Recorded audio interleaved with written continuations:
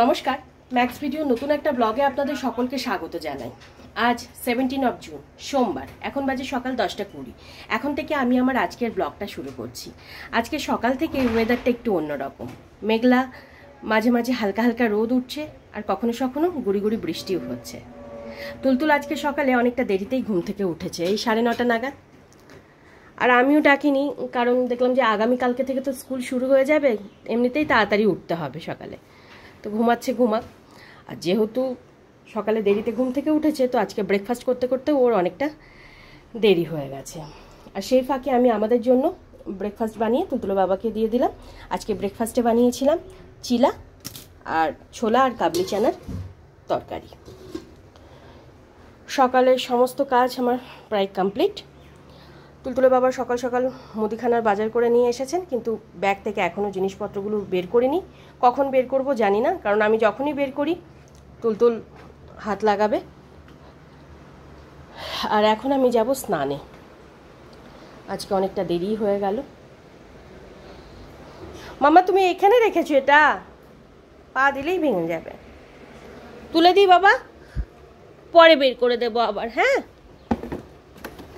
আমি সরিয়ে রাখছি। হ্যাঁ মাম্মা, না না না বাবা, আমি সরিয়ে রাখি, পরে এটা আবার বের করে দেব। আমি স্নান পুজো সেরে এই 5-7 মিনিট আগেই উঠলাম, আর এখানে আমি আমার ব্রেকফাস্টটা নিয়ে নিয়েছি। আর আজকে স্নান করতে যাওয়ার আগে যে কত বাধা পড়লো। প্রথমে স্নান করতে যাব, যেই ভেবেছি দুধ আলাদাতে দুধ দিয়ে গেল, দুধটা জাল দিয়ে রেখে তারপর ভাবলাম স্নানে যাব। মুড়িয়ালি দিদি আসলো, মুড়িয়ালি দিদির কাছে আবার মুড়ি নিলাম, তারপর আবার একটা যেন কি কাজ করলাম, এইসব সেরে তারপর স্নানে গেলাম।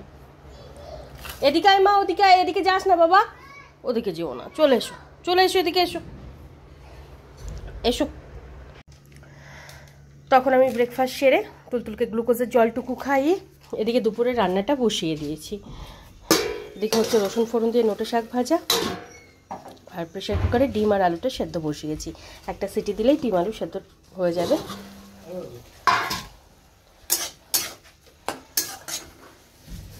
আর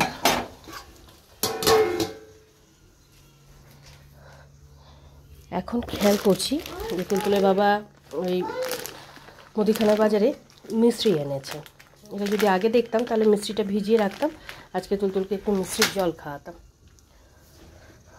যাই হোক, আজকে তো হলো না, কালকে দেখব।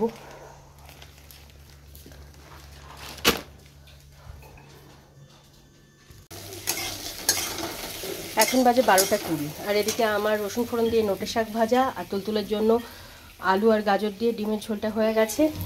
এদিকে ভাত বসিয়ে দিয়েছি, আর এখানে ডিম আর আলু সব রকম মশলা দিয়ে কষানো হচ্ছে।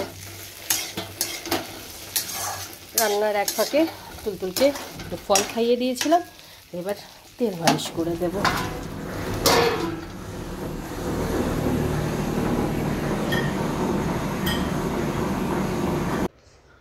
এখন বাজে 12:55। এদিকে আমার দুপুরে রান্নাবান্না সব কমপ্লিট। এখানে আছে ভাত, এখানে আছে রসুন ফোড়ন দিয়ে নোটে শাক ভাজা, আলু দিয়ে ডিমের ঝোল, আর তুলতুলের জন্য গাজর আর আলু দিয়ে ডিমের ঝোল। সময়ের মধ্যে তুলতুলকে তেল মালিশ করিয়ে স্নান ধান করিয়ে রেডি করে দিয়েছি।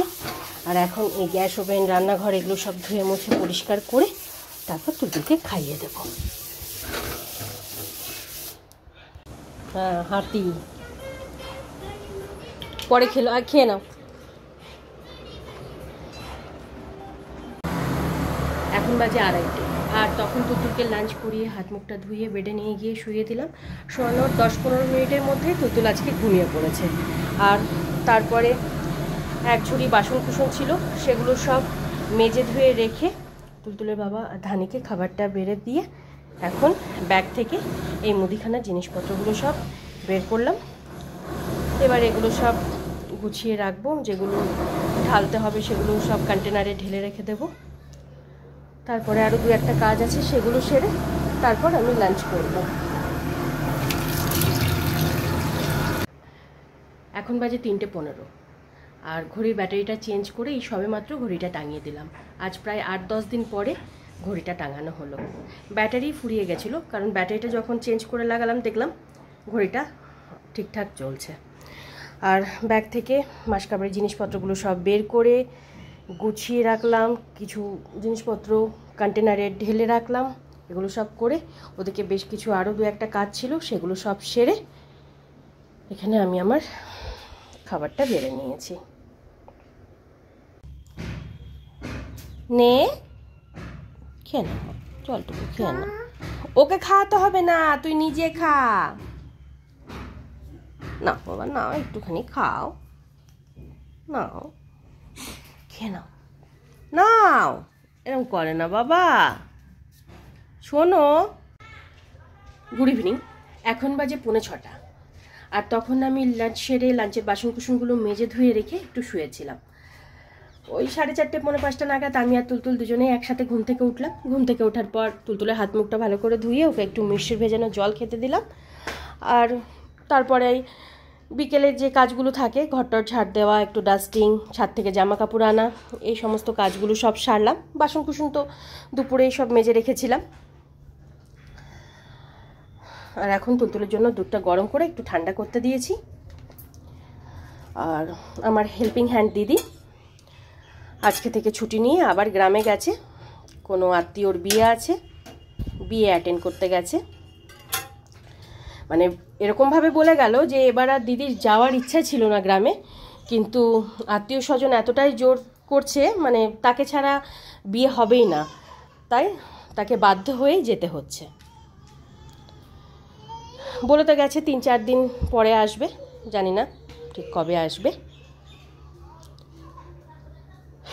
মাম্মা নামায় না বাবা, নামায় না, ওগুলো দেখো লেগে যাবে তো, দেখেছ লেগে যাবে। এখন বাজে 8:10, আর প্রতিদিনের মতন আজকেও সন্ধ্যের টুকিটাকি কাজকর্ম সেরে সন্ধে দিয়ে তুলতুলকে দুধটুকু খাইয়ে তুলতুলের বাবাকে চা করে দিলাম। আর এই 7:10-7:15 নাগাদ তুলতুলের ছোট দিদি আসলো, তো ওর সাথে বসে বসে কিছুক্ষণ গল্প হলো। তুলতুল কিছুক্ষণ ছোট দিদির সাথে খেলা করলো, আবার এক ফাঁকে তুলতুল বাবার সাথে একটু ঘুরেও আসলো। আর এখন পড়াশোনা করছে, বইপত্র তো। তুই কোথায় বসেছিস মা? বালিশে বসতে নেই, নামো বাবা। মাম্মা,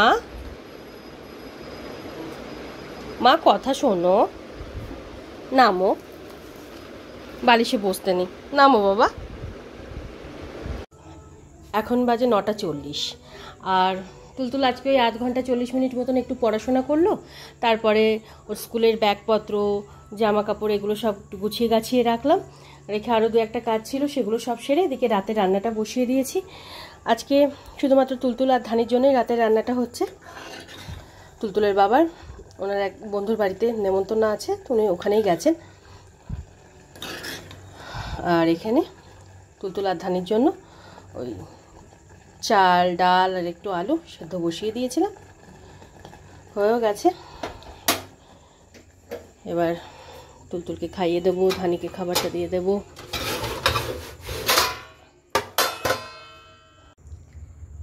এখন বাজে 11:55, আর তখন দই দিয়ে ভাতটা মেখে ধানিকে খেতে দিয়ে তুলতুলকে খাইয়ে দিয়েছিলাম। ধানি আজকে একদম চেটে পুটে পরিষ্কার করে খাবারটা খেয়ে নিয়েছে। এত সুন্দর করে খেয়েছে, বোঝাই যাচ্ছে না যে ওকে এই প্লেটে মানে বাটিতে খাবার দিয়েছিলাম। এমনিতে ও গতকালকেই বলছিলাম না যে ও দই দিয়ে যে কোনো জিনিস মেখে দিলে, ওই মানে দই রুটি, দই চিড়ে, দই ব্রেড, দই ভাত খুব ভালোভাবে খেয়ে নেয়। ওর মাছ মাংস ডিম কিচ্ছু লাগে না, ওগুলো ছুঁয়েই দেখবে না। ও দই এতটাই ভালোবাসে, তবে ওই শুধু দই খেতে পারে না, এমনি যদি দই দেওয়া হয় তখন খাবে না, ওর সাথে কিছু মেখে দিলে তবে খাবে। আর আজকে তুলতুলের ডিনারের পর ওর প্রতিদিনের যে কাজকর্মগুলো থাকে সেগুলো সব সেরে ঘুম পাড়ানোর জন্য বেডে নিয়ে গেলাম। এই 11:30 নাগাদ তুলতুল ঘুমালো। আগামীকালকে থেকে তুলতুলের স্কুল শুরু হচ্ছে। আজকে সন্ধ্যাবেলা নোটিশ চলে এসেছে, স্কুল টাইমিং সকাল 9টা থেকে বেলা 12টা। এই যে স্কুলটা পুনরায় বন্ধ হলো না, এই যে নোটিশটা আসলো, এই নোটিশটা যখন ও বাড়িতে ছিলাম তখন যদি আসতো তাহলে আমি আরও কিছুদিন ও বাড়িতে থাকতে পারতাম, এত তাড়াতাড়ি আসতাম না। হয়তো এই রবিবার আসতাম, না হলে আজকে সোমবারে আসতাম। কিন্তু তখন বললো যে 10 তারিখে স্কুল খুলবে। স্কুল খুলেও গেল, মাত্র 2 দিন স্কুল হয়ে আবার স্কুলটা বন্ধ হয়ে গেল। তারপরে হয়তো আমি যেতে পারতাম, 1 সপ্তাহ তারপরেও টাইম ছিল, কিন্তু ওই ব্যাগপত্র আবার গোছানো, তুলতুল ধানিকে নিয়ে যাওয়া, আবার ওখান থেকে সমস্ত কিছু গুছিয়ে আসা, আর পারি না। তাই আর ইচ্ছে করলো না যেতে। মনে হলো একবার যখন চলেই এসেছি থাক, পরে দেখা যাবে। আর ভেবেছিলাম ততদিনে হয়তো রোড, ড্রেন এগুলোর কাজও ঠিকঠাক হয়ে যাবে, কিন্তু সেটাও হলো না। আজকে থেকে ড্রেনের কাজটা শুরু হওয়ার কথা ছিল, তো তুলতুলের বাবা খোঁজ খবর নিয়ে জানালেন যে ড্রেনের কাজ শুরু হতে এখনও বেশ কিছুদিন সময় লাগবে। আর আমি তো সমানে ভেবে যাচ্ছি, এই যদি বর্ষা শুরু হয় তাহলে যে কি হবে। তো তুলতুলের বাবা বললেন, মানে আমাদের বাড়ির সামনে যাওয়ার মতন, মানে বেরোনোর মতন রাস্তা নেই, এতটুকু জায়গা নেই যে আমরা বেরোবো। আমরা প্রায় গত 1 মাস ধরে পাশের বাড়ির গেট দিয়ে যাতায়াত করছি, এটাও তো ভালো দেখায় না। তো সেই জন্য তুলতুলের বাবা বললেন যে হয়তো আগামীকাল কি পরশু থেকে একটা লেবার কুলি ডেকে এনে ওই কিছুটা রাস্তা উনি ঠিক করিয়ে দেবেন, যাতে আমরা যাতায়াতটা করতে পারি। তাছাড়া কোনো উপায় নেই। এতদিন তো ভেবেছিলাম যে ওরা হয়তো ঠিকঠাক করবে, কিন্তু যখন ওরা ঠিকঠাক করছে না বলতে এখন আপাতত করছে না, পরে তো করবেই। তো আপাতত কাজ চালানোর জন্য তুলতুলের বাবা হয়তো ওই লেবার ডেকে এনে ওই জায়গাটা একটু ঠিকঠাক করে দেবে। আর আজকে আমার একটু চা খেতে ইচ্ছা করলো, তাই রাত্রেবেলা এই 1 কাপ র চা বানিয়ে নিয়েছি, তার সাথে একটু মুড়ি নিয়ে নেব, র চা আর মুড়ি দিয়ে ডিনারটা সেরে নেব।